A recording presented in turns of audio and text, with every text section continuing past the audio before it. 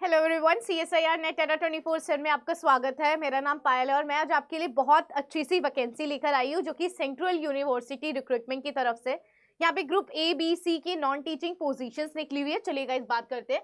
और आगे बढ़ने से ये मेरा टेलीग्राम चैनल है, आप सिंपली स्कैन करके ज्वाइन कर सकते हैं। जो भी बच्चे गेट के लिए प्रिपेयर कर रहे हैं, IT जैम TIFR के लिए प्रिपेयर कर रहे हैं, तो यहाँ पे डेली बेसिस पे क्विजेज होती है, तो आप जाके ज्वाइन कर सकते हैं। और साथ ही साथ अगर आपको इसकी PDF चाहिए तो भी आप जो टेलीग्राम है गाइस वो स्कैन करके ज्वाइन कर सकते हैं। चलिए एक बार ओवरव्यू ले लेते हैं क्या होने वाला है। तो सेंट्रल यूनिवर्सिटी ऑफ कर्नाटका की तरफ से ये आपके पास जॉब निकली है, जहाँ पे असिस्टेंट रजिस्ट्रार हो गया, इंटरनल ऑडिट हो गया, इंटरनल ऑडिट ऑफिसर्स होंगे, प्राइवेट सेक्रेटरी हो गया, LDC UDC की पोजीशंस निकली हुई है। टोटल 25 वैकेंसीज है गाइस।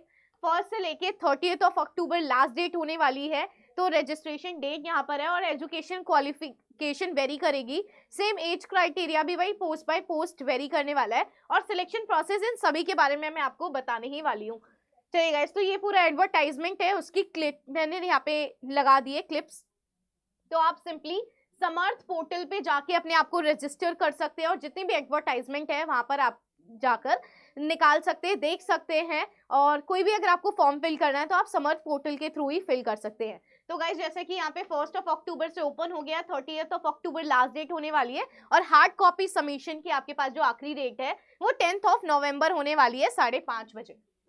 चलिए, तो ये आपके पास ये सारी के सारी वैकेंसीज निकली हुई है। तो गाइस, ये ग्रुप A की वैकेंसीज आपके पास है और ये सारी की सारी हमारे पास जो यहाँ पे 3 दिख रही है, प्राइवेट सेक्रेटरी, पर्सनल असिस्टेंट, ये आपके पास ग्रुप B की है। और ग्रुप C के अंदर laboratory assistant, library assistant, UDC और सिक्योरिटी इंस्पेक्टर्स आपके पास विजिबल है। और यहाँ पे लेवल 4 का जो पे है डायरेक्ट रिक्रूटमेंट बेसिस पे है। LDC cook, medical attendant, library attendant और किचन अटेंडेंट, तो ये सारी की सारी जो भी पोस्ट है ग्रुप C की निकली हुई है। तो ABC सारी पोस्ट मिलाकर आपके पास टोटल 25 पोजीशंस यहाँ पे निकली हुई है। तो गाइस, प्राइवेट सेक्रेटरी के अंदर अगर आपने 3 साल की रेगुलर सर्विस कर रखी है लेवल 6 और लेवल 7 के पे पर, तो आप कर सकते हैं। तो यहाँ पे बैचलर्स की डिग्री होनी चाहिए, 3 साल का आपके पास एक्सपीरियंस होना चाहिए पर्सनल असिस्टेंट का, या फिर 5 साल का स्टीनोग्राफर का एक्सपीरियंस होना चाहिए। आपका स्किल टेस्ट होगा और साथ ही साथ आपके पास इंग्लिश में प्रोफिशिएंसी होना या फिर गुड कम्युनिकेशन स्किल होना आपके लिए डिजायरेबल है। और 56 ईयर यहाँ पे एज लिमिट जो है वो आपके पास देखने को मिलेगी। चलिए गाइस, पर्सनल असिस्टेंट के बारे में बात कर लेते हैं। तो यहाँ पे भी आपकी ग्रेजुएशन होनी चाहिए और साथ ही साथ आपकी स्टीनोग्राफर यानी कि टाइपिंग के अंदर आपकी प्रोफिशिएंसी होनी चाहिए। इंग्लिश और हिंदी के अंदर कम से कम इंग्लिश में स्पीड 35 वर्ड्स पर मिनट होनी चाहिए और हिंदी में वर्ड्स आपके 30 वर्ड्स पर मिनट आपके पास होना चाहिए। और 2 साल का आपके पास स्टीनोग्राफर का एक्सपीरियंस होना चाहिए किसी भी एक ऐसी कंपनी में जहां पर उसका टर्नओवर 200 करोड़ रुपीस आपके पास देखने को मिले। सेम गाइस, लेबोरेटरी असिस्टेंट जो लैब असिस्टेंट है, यहाँ पर आपके पास बैचलर्स डिग्री हो जाएगी साइंस इंजीनियरिंग या फिर टेक्नोलॉजी में। और साथ ही साथ आपको 2 साल का यहाँ पे जो एक्सपीरियंस है वो मैंडेटरी हो जाता है। और 2 साल का जो भी एक्सपीरियंस है आप किसी भी यूनिवर्सिटी रिसर्च एस्टेब्लिशमेंट में कर रहे हैं तो उसका जो टर्नओवर है वो कम से कम आपके पास 200 करोड़ या फिर उससे ज्यादा होना चाहिए। सेम गाइस, UDC के लिए भी यही है कि बैचलर डिग्री और 2 साल का आपके पास एक्सपीरियंस होना चाहिए। और LDC के लिए सिर्फ और सिर्फ आपके पास जो बैचलर डिग्री है वो होनी चाहिए। अगर आपकी जो स्पीड है, टाइपिंग स्पीड 35 है और हिंदी के अंदर 30 है, तो आप यहाँ पे एलिजिबल हो जाते हैं। मेडिकल अटेंडेंट के बारे में बात कर लेते हैं। जो जिन्होंने भी मेट्रिकुलेशन यानी कि 10th पास कर रखी है और जिनको भी फर्स्ट एड का थोड़ा बहुत नॉलेज है, 2 साल अगर उन्होंने हॉस्पिटल में वर्क कर रखा है तो वो भी यहाँ पे एलिजिबल हो जाते हैं। 10+2 विद अगर उन्होंने 12th कर रखी है तो वो डिजायरेबल के अंदर आपके पास आ जाएगा।